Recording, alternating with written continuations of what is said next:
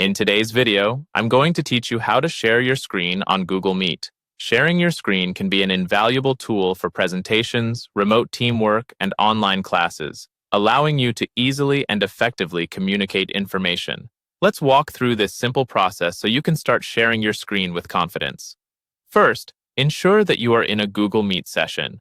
If you're not already there, open your browser and navigate to the Google Meet website or use a meeting link that you've received. Once you've entered your meeting, you'll be greeted by a toolbar at the bottom of your screen with several options. This toolbar is your gateway to managing the meeting settings and actions. Now, take a look at the options along this toolbar. You're going to find an icon that looks like a rectangle with an arrow pointing upwards. This is the Present Now option, which is what you'll click to begin sharing your screen. Go ahead and click on this icon.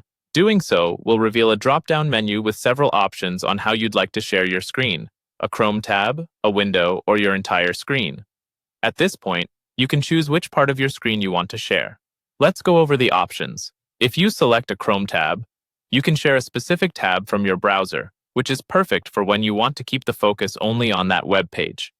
This option is also excellent if you're aiming to share a video with sound because it allows you to share audio directly. If you opt for a window, you can choose to share a specific application window, which ensures that only the content within that window is visible to the meeting participants.